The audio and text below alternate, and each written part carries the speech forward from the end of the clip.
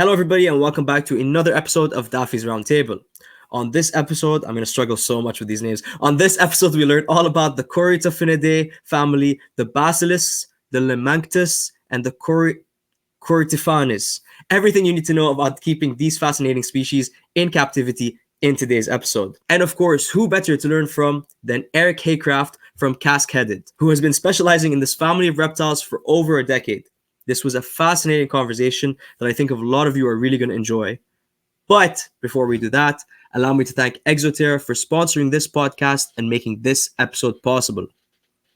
Exoterra makes quality products for our pet reptiles to make them feel at home. Without further ado, everybody, please help me welcome Eric Haycraft of Casqueheaded. Eric, hello. Hey, how are you? Thank you very much for coming on. I'm doing great. How are you? I'm doing well. Yeah, well, we finally got this together. Yes, we did. Yes, my apologies on that, but I'm super excited to have you here, and I think it's going to be a super interesting episode. So we'll get into how you got into the hobby in just a second, but before that, I want to ask you, because a lot of what you keep is triagonids, kind of, right? Iguanids, really, but yes. Okay, are all of them considered iguanids? They are, yeah. They're all New World species that I keep. Okay. So we'll get into all of that now. It's super fascinating. So Eric, how did you get into the hobby? When did you get started? Give us a bit of a story there. Yeah, it's probably not much different than most everybody. I was as a small child, my grandmother lived on the outskirts of the city, kind of in the countryside, and she had a couple acres of forested land, and I would spend every summer there. And until I had a little brother, I was there by myself, and there were no other kids because we were in the middle of nowhere. Yeah. So I would spend those summers exploring the forest. And of course, with that, I would find snakes, turtles, frogs, lizards. Yeah. And that something fascinated me about reptiles and amphibians.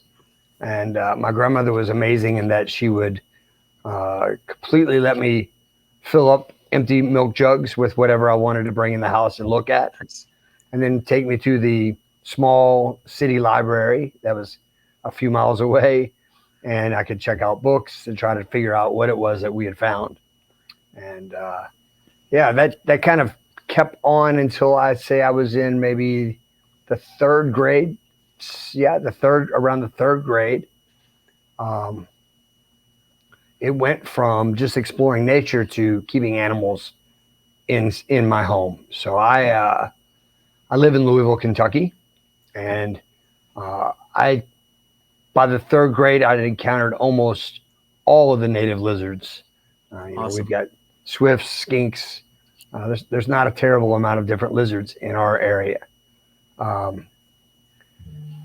In the apartment complex where I lived as a child, I was out playing in the backyard, and along comes this bright green lizard, and it was quite small, and so I caught it, and I had no idea what it was, and so my stepmom and my dad, they were like, okay, well, you can keep it. We have an old aquarium that we used to have a hamster in, but we have to go to the pet store and find out what it is. They didn't know. They were worried maybe it was dangerous. So we took this lizard to a pet store, and they identified it as a green anole. So it was likely an escapee from someone else in that apartment complex. Yeah. They're not native here.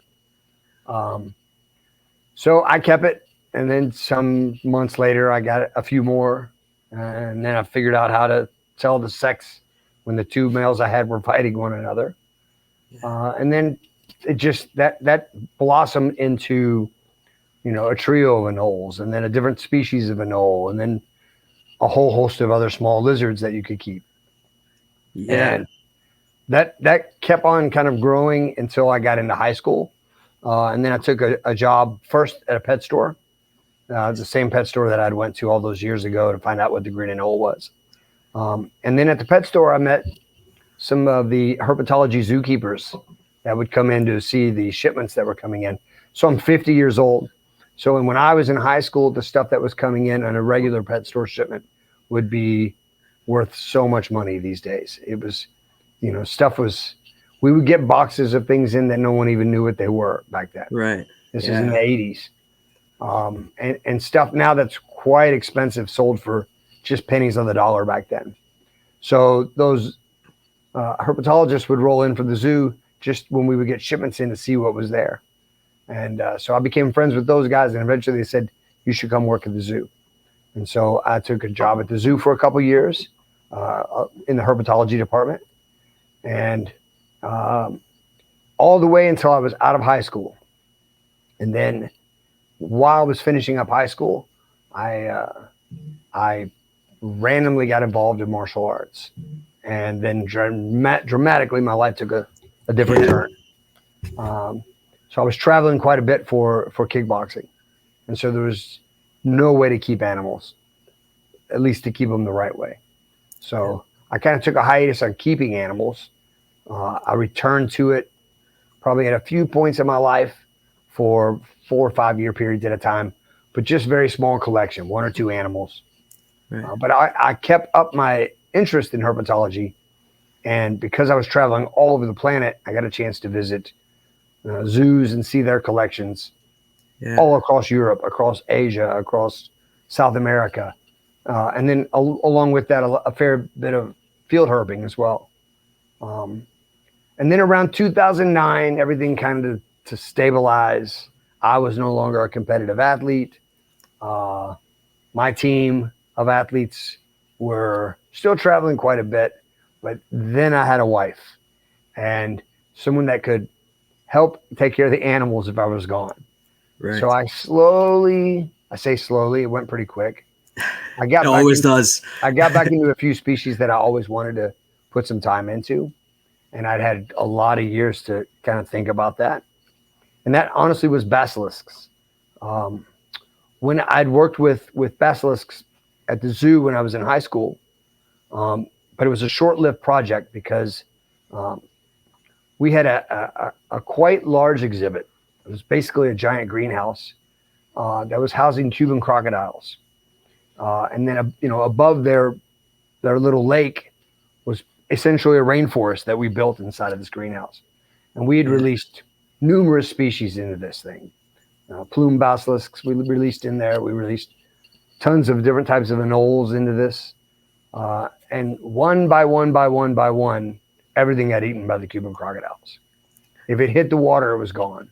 Yeah. And basilisks are one of those lizards that when they're scared or frightened, they either dive into the water, or if they're at ground level, they'll skim across the surface of it, and they were just chomped up by the Cuban croc. So it was a short-lived experiment with those.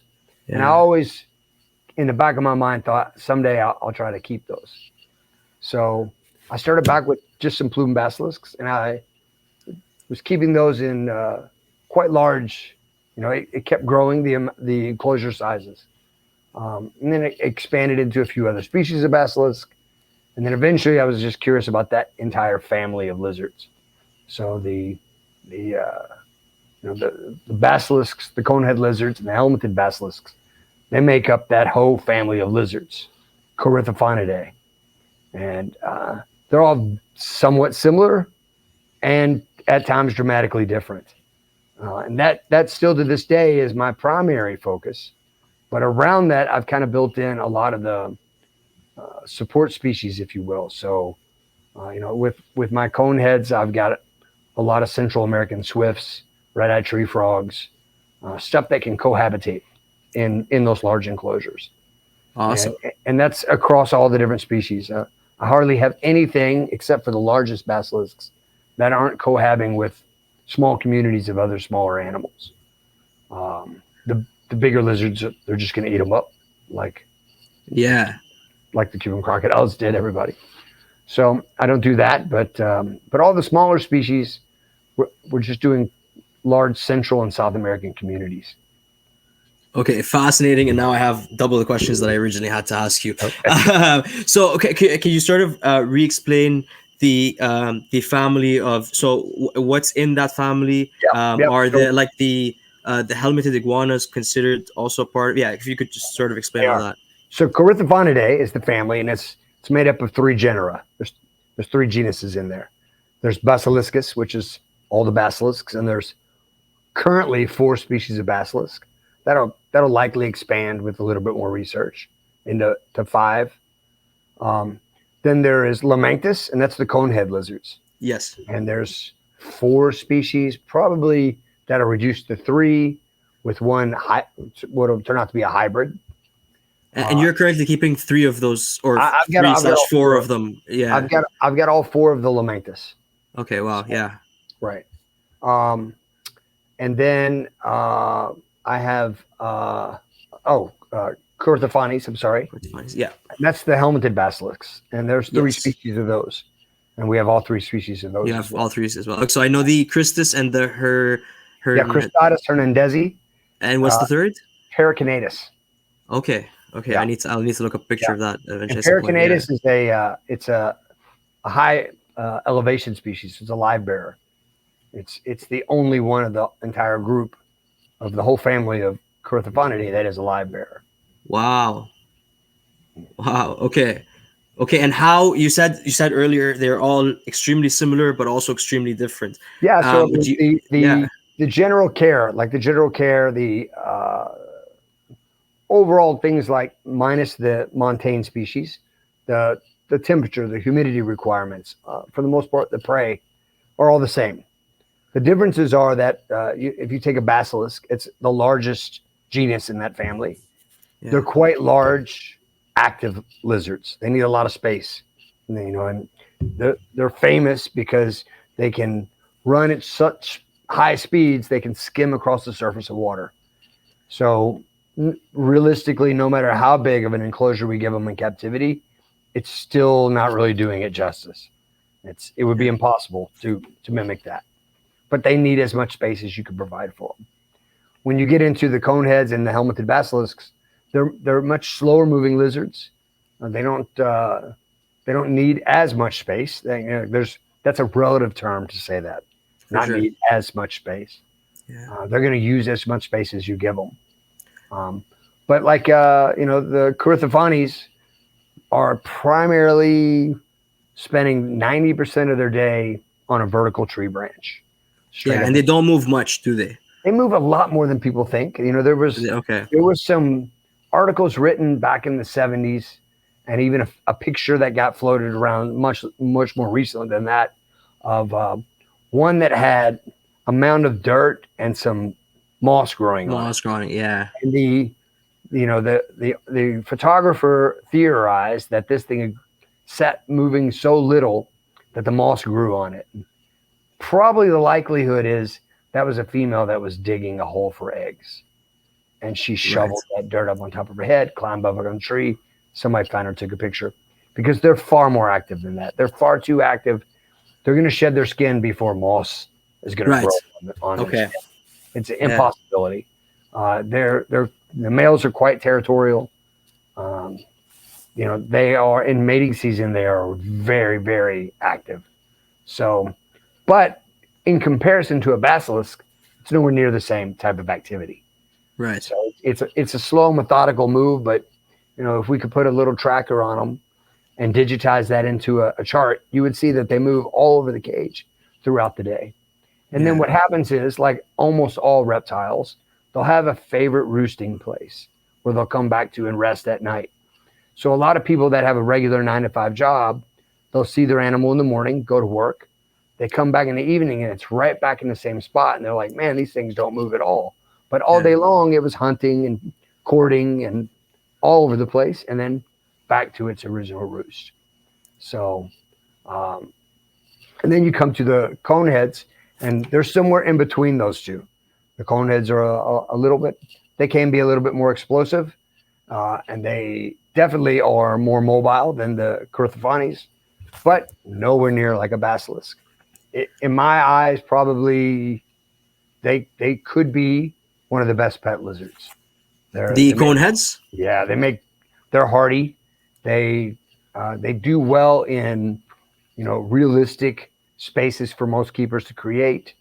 They don't destroy the plants that they're in. Like a basilisk is very hard on plants. Yeah, these guys they're super chill with them, and we keep a lot of really nice bromeliads in with ours. They don't destroy them, and they're more importantly, they are good community animals. They do better in groups, and they'll form a little hierarchy in there, and they've got interactions, and they've got communication going on. So it's interesting to watch Yeah. those guys. Is there do you have a preference between the 4 species that you keep of like the best one or the best pet, or are they kind of all the same? I think the best pet for sure is the Laemanctus. You know, a basilisk is very easy to keep, but they just need so much space. Oh, sorry. Yeah, sorry. No, I meant between like the 4 species of Laemanctus. Yeah, so no, they're all very, very They're similar. all same. Okay, yeah. There's some subtle differences in their coloration and their patterning, but they're all. I have just this year I acquired 2 of those species, the Longipes and the Hulioi, and the Hulioi are the ones that I think probably science is going to pan out to show is just a hybrid. It's not really a complete species yet, but that is a group of all female animals. There are no males, and they're producing viable eggs without mating. So yeah, it's and is that why you think they're a hybrid?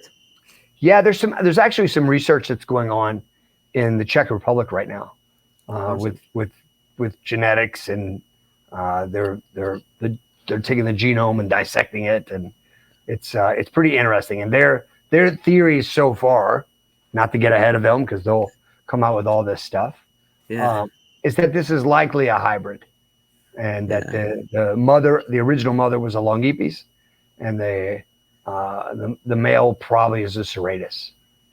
Okay. And and a lot of times that happens. You'll see that those animals that are all female populations are the result of some hybridization. So, interesting. Yeah. So then maybe mourning geckos at some point as well, or very well albinose geckos. Yeah, that's fascinating. And then you also mentioned there's a hierarchy and there's behavior, and like what kind of behaviors you're seeing, or what kind of hierarchy is there? Like it says, there'll be an alpha male, there'll be an alpha female, and they usually don't mess with each other. They're pretty cool, but everybody else is kind of kept in check below those two, and they'll let them know like this. It's if one of the alphas rolls into a basking spot, everybody will clear away. If it's time to eat, they'll come get their food first, and then throughout the day, if you just sit back and watch them, their little head bobs, their little push-ups, they're all just communicating constantly. Every now and then somebody will decide they're going to jockey to come up and challenge for one of those spots. There'll be a squabble. And the good thing about those lizards is they're not necessarily like a basilisk can bite another basilisk's leg clean off. These guys aren't quite strong enough to destroy one another. So if there was going to be some kind of problem, it would be from long, prolonged stress, not immediate. So you have plenty of time to identify that and react. Whereas like a basilisk can one day decide he's tired of his mate and tear a leg or tail off. So awesome. Is that something you're concerned about with breeding? Like, do you keep your pairs separate and then pair them for breeding season? I keep everybody together unless there's a problem. I think I try to keep everything in small groups. So if I've got a male, I prefer a 1.2, 1.3 group so that it takes the attention off of just one female. They can spread that out a little bit. And it's worked well for more than a decade without any problems like that. There's always going to be, I've got one female that's missing a lower limb, got her leg bit off literally. Came home and found a chunk of tail gone. But that's for those few handful of incidences, no other big problems. Yeah, that's interesting. And are you building your own enclosures then? I do. What size roughly are you going for the basilisks, for example? Yeah, so the indoor enclosures that I've got are 8 feet long by 7 feet tall by 5 foot deep. So you don't do feet, do you? No, yeah, I do. I'm just fascinated because I just heard you say inside enclosures, which means there are outside enclosures. I'm still, okay. So you can keep them outside where you are as well? Is that year round? Yeah, in the summer. So probably next month we'll start moving a significant portion of the group outside. And we've got quite large enclosures outside. Yeah, so. and how is it's almost like aviaries, very similar. So what we try to do outside, because we have so many animals, instead of building one giant one, to get as many animals an opportunity to be outside in the sun in the summer, For all the big basilisks, I wanted to have a run that was long enough from floor to ceiling that they could make one continuous sprint for 20 feet straight. So Wow. we have logs that run, driftwood, that run from the floor to the top corner, opposite corner in the top, that are about 20 feet. So an animal at the bottom could get some speed, and then they could Wow. jump. And if they fall, they're going to fall 12 feet all the way down. They have space to do something with. Yeah. Even that, I wish I could quadruple or do more, but it works really well. We've got it so that they're 12-foot high enclosures, and so a normal adult human comes up, the animals can be so high up that they're not spooked anymore. When Yeah. they know you can't reach them, they're pretty chill. At ground level, that's when they're real flighty and they'll sprint into a wall or something. So we For wanted to sure. give them plenty of height where they could get up to the top of the enclosure and feel secure just watching us from up there. Yeah. And then when you need to bring them in for summer, how do you catch them? How do you bring them in? Is it tough? The older I get, the tougher it is. So Yeah. I get them at night when they're asleep Okay. because they always roost, go to sleep, and on the front of each. So each of those enclosures is built into two parts, and then there's a safe room on the front of it, which means I go into a small, fully enclosed room, shut that door. It's all chicken wired off.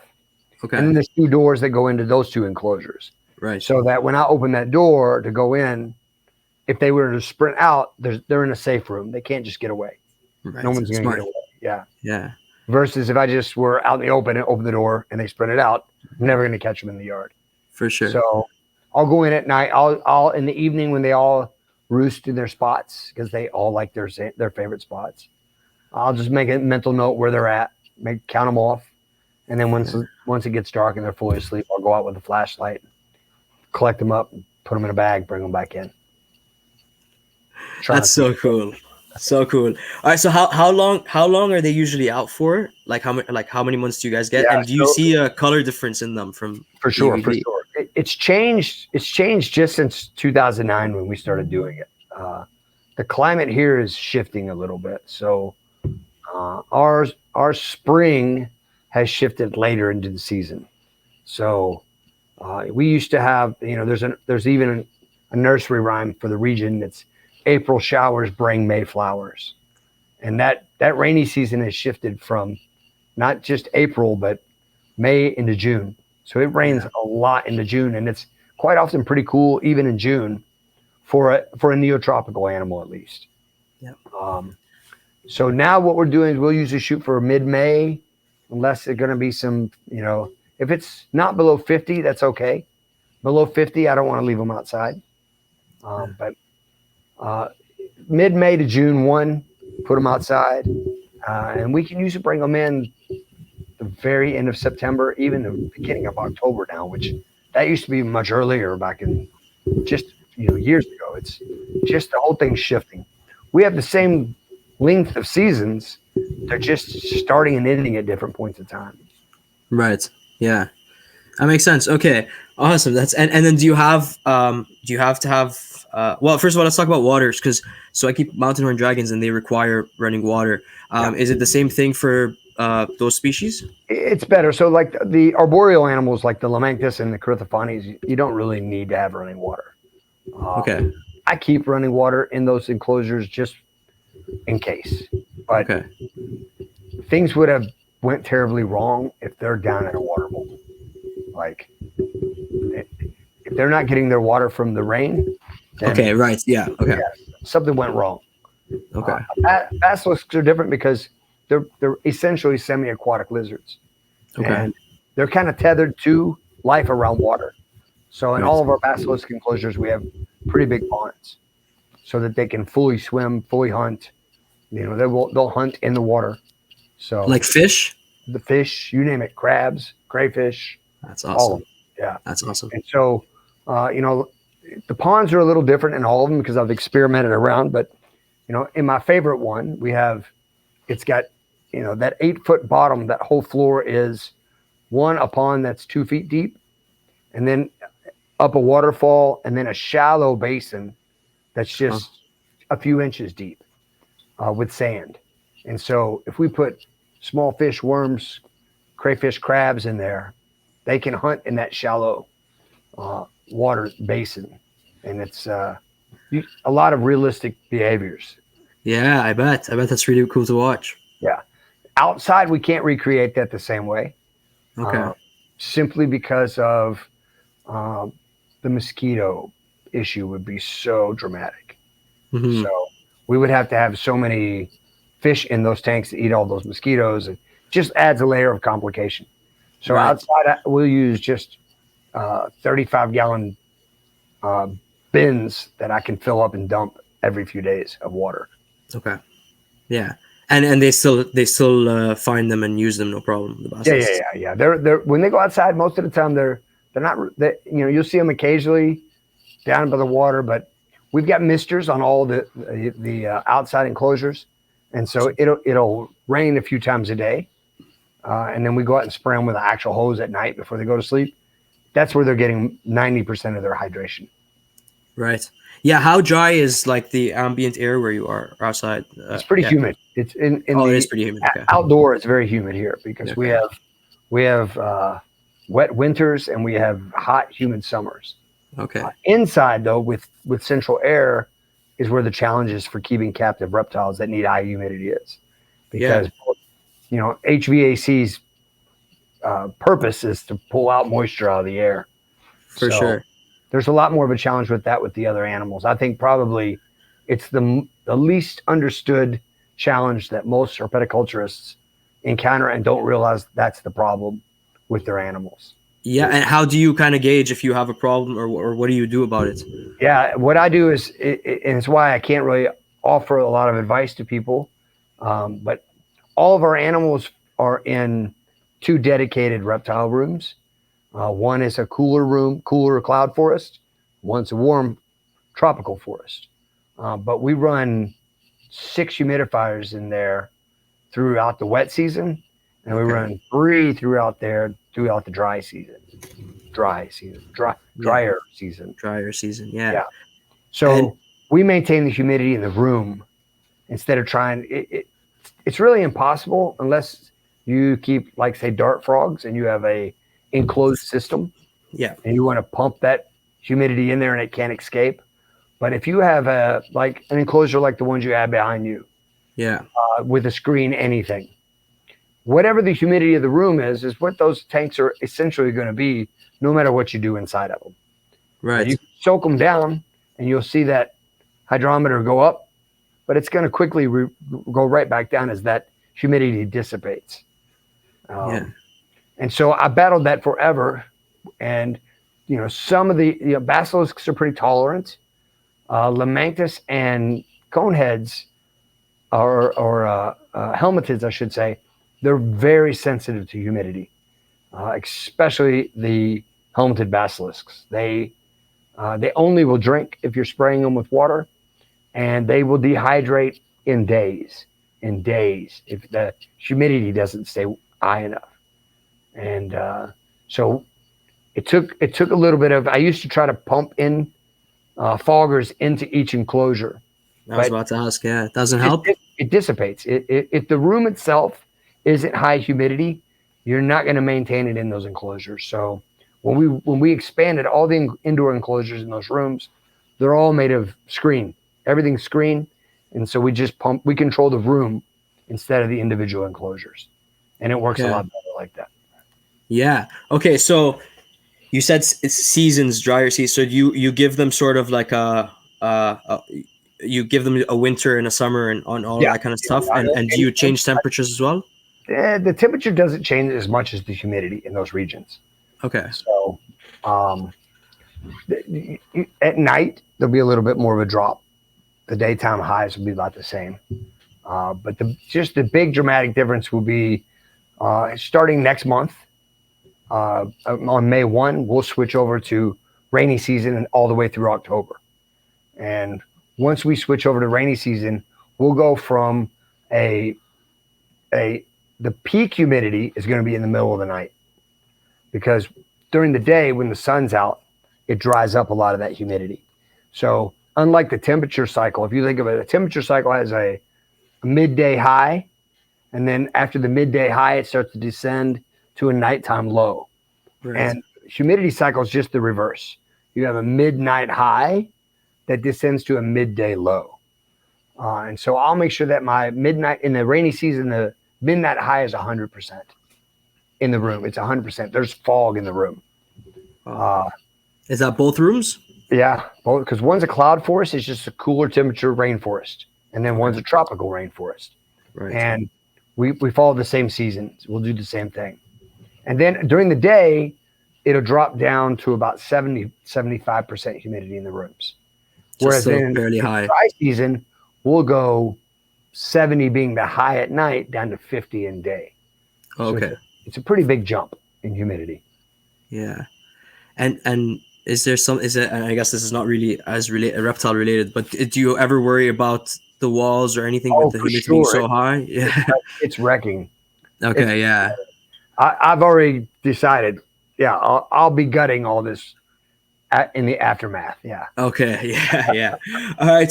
So what kind of, which of the species are you keeping in, which ones go in the montane cloud forest kind of room? So when I started this, to try to go with larger enclosures and make communities, I started getting also into several different species of Scolopus or swifts. Yeah, and I've seen the pictures of the blue ones you have. I don't know what they're so amazing, so incredible. Amazing. Yeah, and so a lot of those swifts are also montane. Sort of, if you think about like the really common one that everybody knows are emerald swifts. You know, they come from higher elevation. They're live bearers as well, and all throughout Central America, there are different types of bright green swifts that come from the montane areas that are live bearers. And so I've got quite a few species of Scolopus that I'm keeping, and the separation is kind of down the middle, like in the cool montane room are all the live bearing animals. So that's where the Paracarinatus are at, and all the swifts. And then in the warm room is going to be all of the tropical swifts, the different anoles that we keep, all of the Laemanctus, the Corytophanes, the Basiliscus. I've got some other things that are like side projects. I've got Catrix. It's they're like types of spiny tail iguanas. They used to be in Tenosaura, but they switched the genus to Catrix. But I have some Defensor and some Alfred Schmidti on those. They're in the warm room as well. Awesome. All of these things are designed that they are geo-targeted, so that once we establish all the parameters, I want to keep something for a couple of years and breed it, understand it. But I want to build a really large enclosure that has, a habitat for each one of these within that one enclosure. Yeah. And that's, we've had, for some of the species, we've headed down that route. Other ones, we're still putting the pieces in place for that. But it's super interesting when you start getting a lot of different species to interact, because you can see it's like, for example, a really interesting thing is, one of the species of Laemanctus that I have they're called Walter's Eye, Laemanctus Walter's Eye. Yeah. And the Walter's Eye are in with some pink-bellied swifts. You've ever heard of those? Pink-bellied swifts. I've seen pictures of them. Yeah. And they don't care about them at all. They ignore them completely. Same thing with if I used to keep some emerald swifts in there. Didn't care about them. Yeah. But I put in some neurops in there. Biprocatus. It's a giant green anole. Okay. They're from Central America. It's a very common lizard. For whatever reason, the Walter's Eye, all of them, they hate them. Like it's their sworn enemy, and they won't leave them alone. They leave smaller lizards alone completely, but that lizard, they can't stand it. I have no idea why. And they would like pick on it? Yeah. I tried a couple times, reintroduce, take them out, reintroduce. Finally, I said, it's not meant to be. But if I take those Biprocatus and put them in with Laemanctus serratus, no problem. They don't care about them at all. Yeah, do they come from the same region? Biprocatus crosses over all of those. The serratus and the Walter's Eye don't overlap. Okay. But the Biporcatus does overlap for all those. Biporcatus is crazy. It's southern Mexico to Colombia. Wow. Okay. They're everywhere. So Yeah. Well, and you said you keep some red eye tree frogs in with some of the species as well. Walter's eye, the Laemanctus Walter's eye. That's what you're keeping with them. Yeah. In that one enclosure, it's 6 feet tall, 3 feet deep, and 4 feet wide. Okay. And I've got a group of 2.3 Laemanctus Walter's eye in there. There's 1.2 Corytophanes cristatus in there. A bunch of pink-bellied swifts and red-eyed tree frogs. Wow, and there's no issues, and they all act together. No, everything's good. And in the very bottom of the enclosure, I've got some Central American banded geckos. Wow. Okay. Yeah. We actually, my daughter and I were just collecting eggs from all of those yesterday. Yeah, and all of those species are egg layers. Everything in there is egg layer. Yeah. And do you ever like find eggs and not know what you're finding eggs for? Not now. Sometime back we would. Now we know who's gravid. We see them dig. I'm lucky with my job and the proximity to where our gym is to where our home is. Right. Like I'm in and out of the house all day. Okay. So you can always keep an eye on them. Yeah. Yeah. So I know we're well aware of everybody's habits and what they're doing. Right. So, but we do miss eggs from time to time. Sometimes we'll find babies in the enclosure. They do. Okay. Sometimes we'll find eggs that just weren't getting enough moisture. So that's the tricky thing. The enclosures are large enough and fully planted that if we don't see where they put the eggs and know where to look for them, there's too many spots they could be in. And we would have to really destroy the whole enclosure to find them. So sometimes we do miss the eggs. Yeah. So since we were talking about eggs, is there a specific season that they all lay their eggs in? Or at least, I don't know about the geckos, it's probably some year round, but some more than others. So the geckos are pretty much like every month. Year round, egg. Yeah. And the basilisks will usually produce 4 clutches a year, sometimes 5, and it's spread out pretty evenly through the year. So I don't know if that's a response to we just made circumstances too good for them, or if that's also the way it is in nature. I'm not sure. Right. The Laemanctus kind of have a pretty steady period of time through the year. They'll go mid to late summer, and then again in the winter, like around December. Those are about the 2 times that I'll get eggs out of the Laemanctus. The Julio are too young right now, so I don't know. They're not old enough to start. That I'm interested in because they're only females. Yeah, see when they don't mate, so they just cycle, I guess. But it's still eggs. Yeah. Okay. Yeah. Sorry, the one species of them that you said was live bearer was a species of. That's the Corytophanes. It's Paracarinatus. Okay. Yes. Okay. Yeah. Have you had ever any luck with them ever? One time. Okay. They bred one time. Yeah. So that's awesome. we had a trio of babies 2 years ago, and now they're rearing up, and I think the adult female is gravid again. Awesome. So fingers crossed. Yeah. So that's pretty cool because, like remember we said earlier, the same but different. Yeah. Like a basilisk lays an egg, and it if it's a striped basilisk like Vittatus, those things can hatch in 45 days. Mm-hmm. If it's a plumifrons or a basiliscus, you're looking more like 60 to 65 days. Okay. Laemanctus, about the same. But Corytophanes cristatus, it's like 6 months that the eggs incubate. It's so long. So it's like mountain horn dragons. Yeah. So long.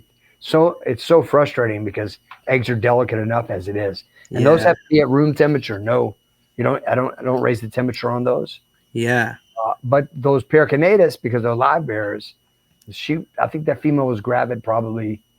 They mated in March, and we had offspring in November.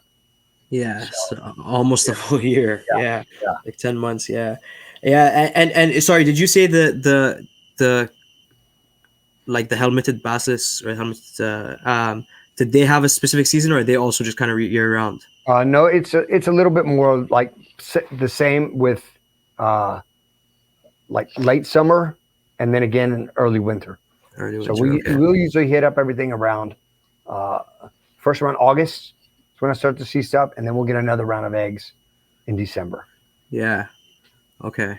Interesting. Another, yeah. And do you ever have problems with egg bounding with these kind of species with these species? I've had, yes. I mean, every year we'll have one or two females that doesn't lay the eggs. And What honest, happens with them? man, if I leave them alone, and sometimes they'll go 2 or 3 seasons and then lay a bunch of nasty, nasty eggs. So I very rarely lose an animal to egg binding. Okay, So interesting. I think a lot of times people panic and they rush to medical interventions, and that kind of hastens, you know.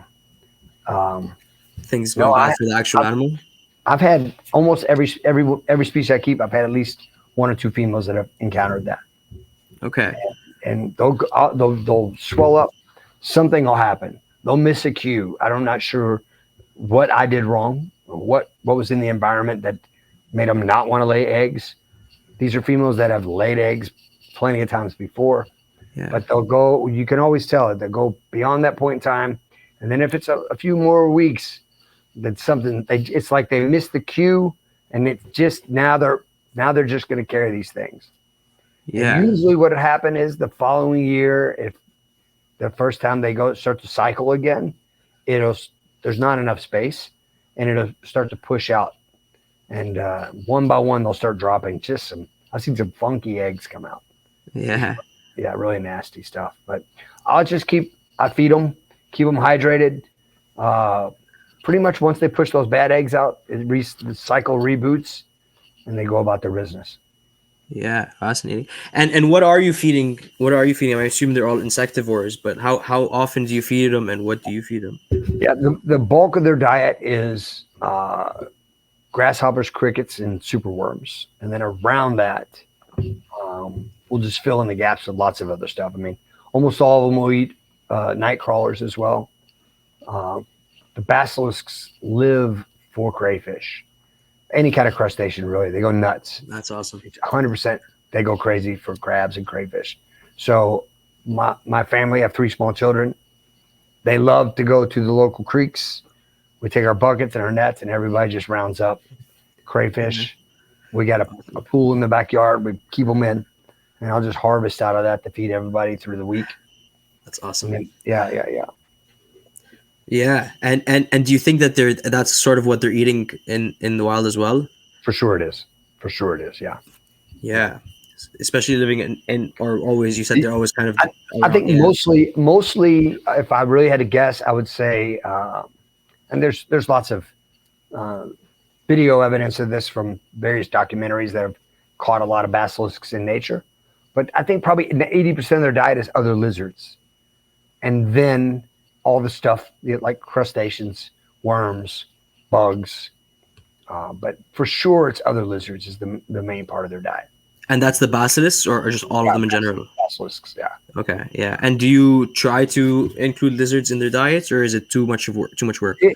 So we have some overly productive vittatus. They're the striped basilisks. It's the invasive species that's in Florida. They're everywhere. Yeah. They're super prolific, and the eggs hatch in 45 days. And they lay 9 eggs at a time, so it's like boom, boom, boom. Sometimes there's new eggs coming out before the eggs hatched from the previous. Wow. Yeah. Wow. So instead of just not hatching those eggs, there's no market for them because it's an invasive species. A wild animal is $6, so it's not like I can't. The amount of money I'd have to ship somebody an animal doesn't make any sense. Right. But I like them. And I like them because it completes my collection of this family of lizards. Right. So what we'll do is just incubate all the eggs, keep them in a tank, feed them and raise them. And as I need them, I'll just start feeding them off. That's Use them as feeder lizards. It probably hurts some people's feelings, but yeah, no, but it's I mean, if it's what they're eating in the wild, right? Wild, right? It's you're keeping it a little bit closer to their natural diet. Yep.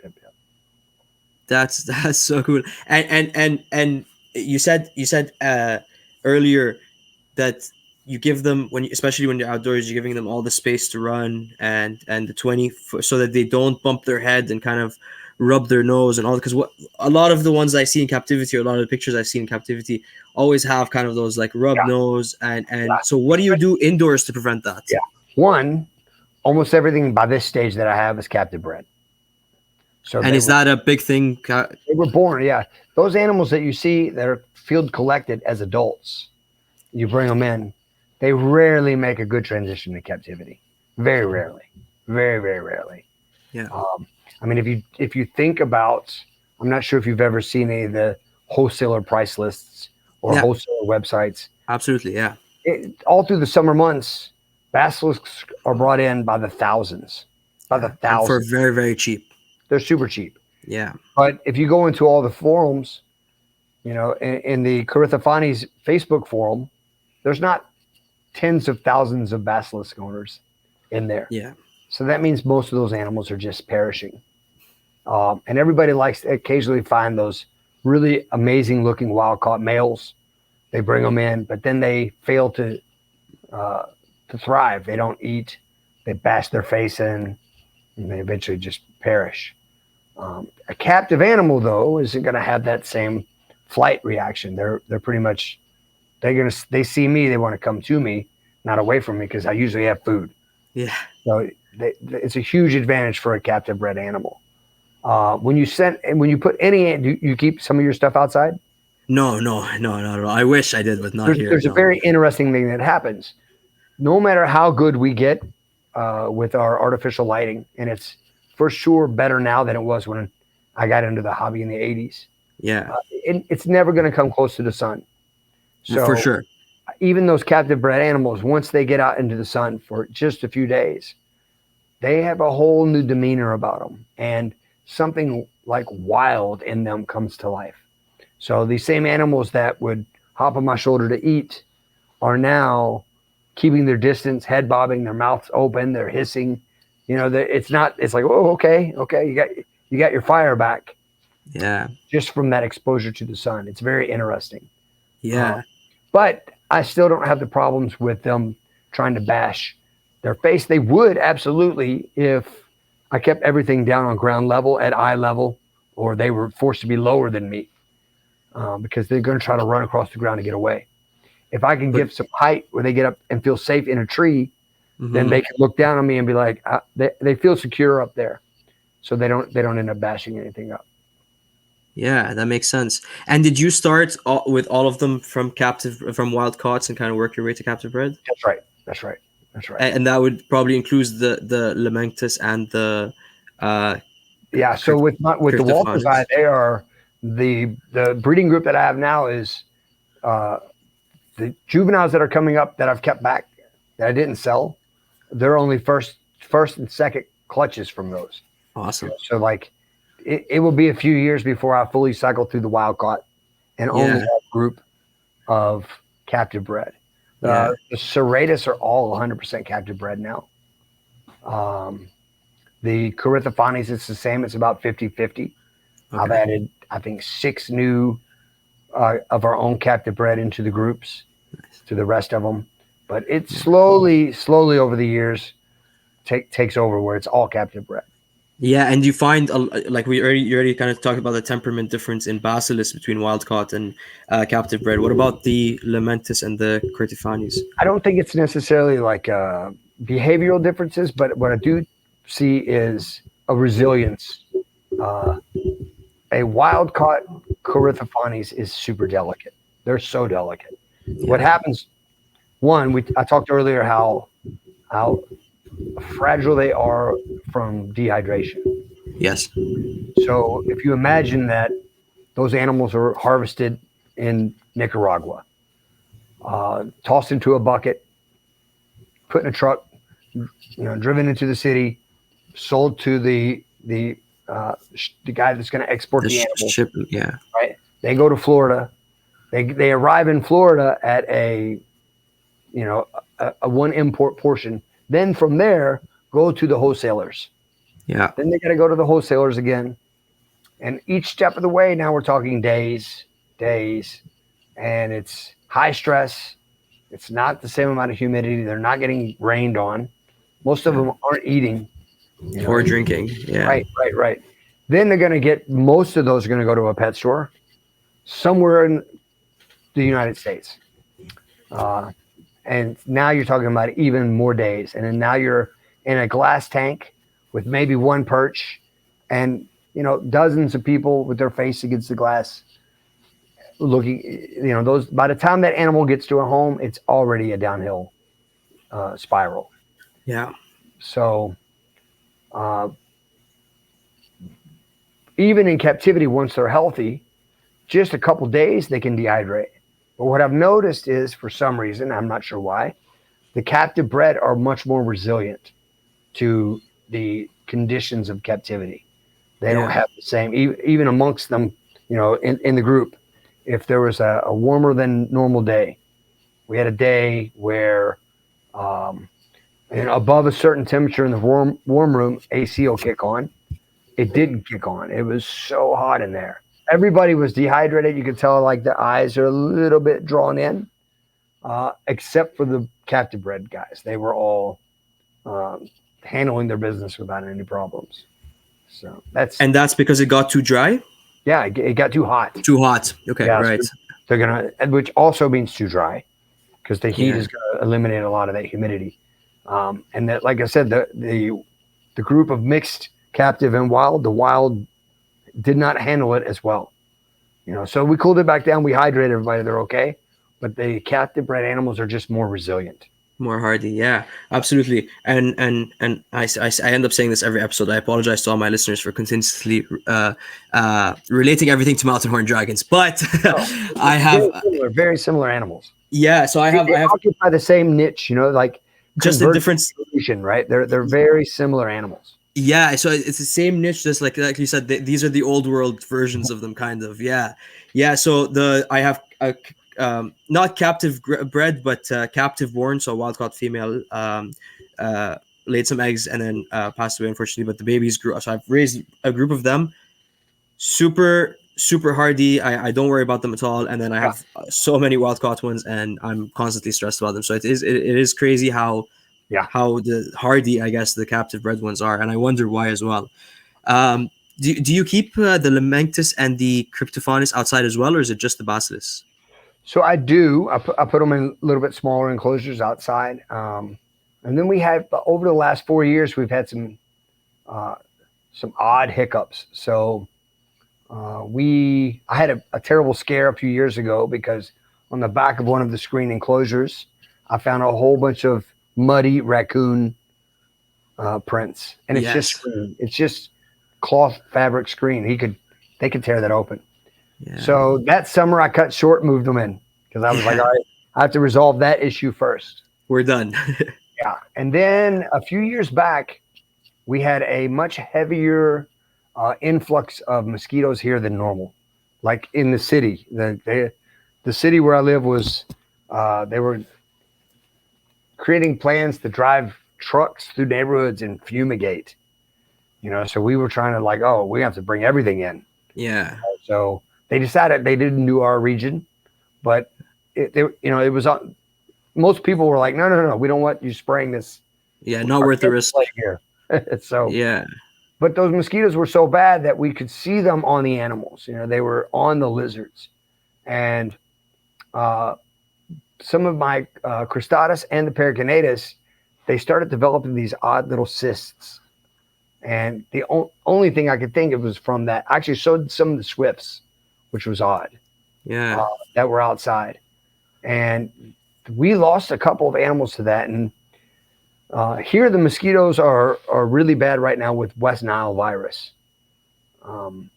Even with humans, we'll have several cases that every summer now. Yeah. And the only thing I could think is that it's possible that these were a viral contagion that they had never encountered before. Their immune system didn't know what to do with it, and Yeah. it created some problems. And the ones that didn't die, they spent about 8 months with these like cysts that you could almost pop out, like a dry, chalky, mucusy stuff. And then when they would shed their skin, it would be a little bit better and less. Then it would do it again, shed the skin, and it took them 4 or 5 sheds to eradicate these abscesses, for lack of a better term. Yeah. And so last year I didn't put any out, and the mosquitoes were way down last year. This year, I think so far it looks like it's on par with last year's mosquito run. Okay. But I'm so gun shy. But I think I'm going to start putting them back outside. I mean, the benefits of it, the Paracarinatus can only go out through the spring and early summer because they're a montane species. Gets They've too got hot afterwards. it's too hot. Everybody Yeah. else can stay out year round. So Yeah. I think I might make a run for it and try it again this time. Yeah. That's, This time I'll just have a quicker reaction to yank everybody back in if the mosquitoes get crazy.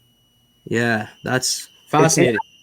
I spoke to a lot of keepers in Florida that keep stuff outside and asked them if they ever have a problem with it. And none of them ever noticed any of the same things. So Yeah. it's very, very strange. And it was across multiple species. So, and it was exactly the same thing. So I have no idea for sure what it was.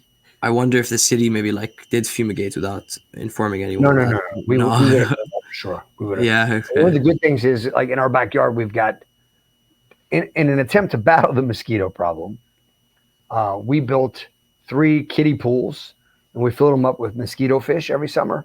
Yeah. And dragonfly nymphs. Does it help? Dragonflies hunt mosquitoes, and then alternatively, what happened is the gray tree frogs in the air in the whole neighborhood all converged in our yard. So we have hundreds of frogs, tadpoles, everything in this pond. It did seem to help. I don't know how much of it we could attribute to that, but moreover, if they would have fumigated, the first thing we would have noticed, it would have killed all the life in that pond. Right. So, and the ponds are thriving. They're so healthy. So Yeah. Did you ever find a solution for the raccoons? yeah, so every night before bed, I have 2 hunting dogs. They're Okay. called Catahoula, Okay. and they love raccoons. Is that the name of them or the species name? Sorry, or the breed name? Sorry. It's called a Catahoula. Okay. Okay. Yeah. It's an American bred hunting dog from Louisiana. Okay. And so every night what we'll do is before bed, they'll go out and run the perimeter and pee and do all their business and check everything. Every time I get up in the middle of the night to go pee, I'll call the dogs and send them out for another perimeter check. And then the first thing in the morning before I come to the gym, send the dogs back out for a perimeter check. So it should be enough that it just spooks the raccoons away. Deters them, yeah, and the smell of the dog pee maybe scares them as well. Or yeah. And then we've kind of built PVC chicken wire coverings that go over the cages as one added extra layer of defense. That they could still manage it if they wanted to. Raccoons are quite clever, and they're quite strong. Yes. So, but it wigs me out because there's a gentleman. He may have been. Have you ever spoke to Eddie Soto? No. Out of Florida. Okay. Should I? You should. You should have him. Okay. Yeah. He does amazing stuff. But he used to. He may still keep them, but he used to have a lot of the Laemanctus serratus, and his group. He was keeping them in wire cages, and the raccoons reached in through the bars and grabbed them and chewed all their legs off. Wow. And he eventually had to shoot the raccoon when he found it. Wow. But yeah. when I saw those little footprints, I was like, "Oh no!" It's starting. Yeah. Eddie's story, So we were running everything back in the house. So that's crazy. Yeah, that they are definitely smart animals. We have a lot of them here in Canada, and we can't really keep much outdoors, but I definitely see them getting into garbages and all these other things in the neighborhood and causing problems. Okay, so we'll wrap up on this. But final question for you, and I don't even know if you have an answer for this or not, to be honest. But do you know why they all do have that sort of head shape? Like, do researchers have a theory? Is there a use for it in nature, or is it just kind of they evolved that way? Yeah, I think that I don't know if they know exactly why that is. I think if you look at think about all the different head structures of birds. Yeah, it's hard to say a reason for there to be a head structure like they have on a lot of the birds. So right. Yeah, no one's came up with a decent. I mean, when you look at the Corytophanes, for example,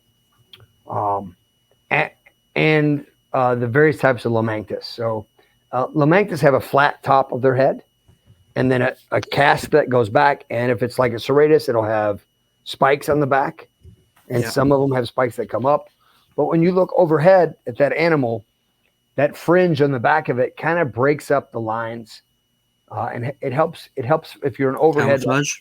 Let's say you're a bird of prey and you're flying overhead, and you've got laser eyes for lizards. Yeah. Right.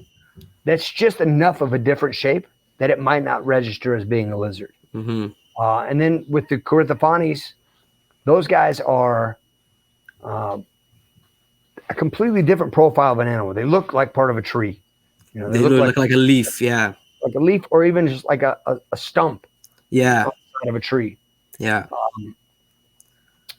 So for basilisks, I mean, I think that probably Aerodynamics. considering the males get quite large frills in the wild, that's clearly a communication device. So if you ever make it to Costa Rica, or if you've been to Costa Rica and you see two adults, they will start sometimes even on opposite sides of a creek or a river, out on a branch with a powerful display, push-ups, head bobs, shaking. They puff themselves up. That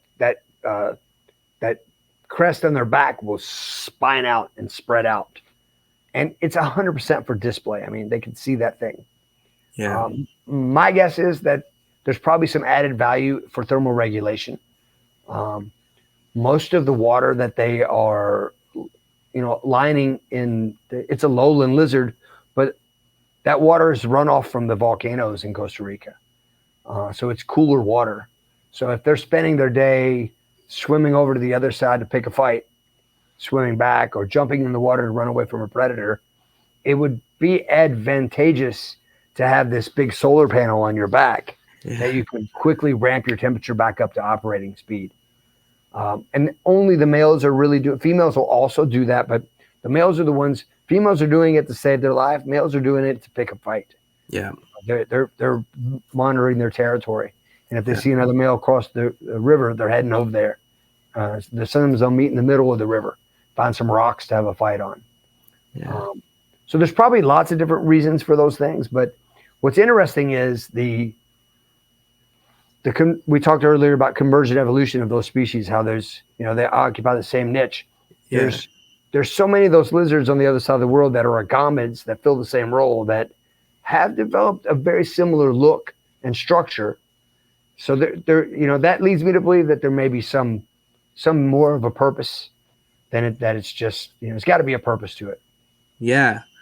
Yeah, I wonder if well, it's hard to tell because they're all shaped differently. But I was kind of on is it like a shovel or like a hammer kind of for digging or burying the eggs? But all lizards will use their tip of their snout. If you've ever seen a lizard that's like impacting eggs, they'll use their snout. They can all do that. Okay. Yeah, so it doesn't. You don't really need the. They all use their forearms to dig. So it's not, it's not a shovel. It's not. Yeah. Fascinating. Very cool. Hopefully one day we find out why. That is awesome. But yeah, Eric, thank you very, very much for coming on and doing this, man. That was I'm like, yeah, so I was so drawn in the entire time. This is such a fascinating conversation. They're such cool animals, and honestly, such I hope more people start to keep some of those species as well, because we definitely are not seeing enough of them online, and you're doing an excellent job with them, not only with like showing them but with breeding them as well. So yeah, thank you very much for coming on, and thank you for what you do. Can you let everyone know where they can find you? Yeah, on Instagram is the best place, and it's at Casqueheaded. Yes, and you'll find that link in the description as well. Go give them a follow. Go check out the awesome looking animals. And yeah, thank you very much once again. And thank you very much, everyone, for listening. We'll see you soon. Thanks.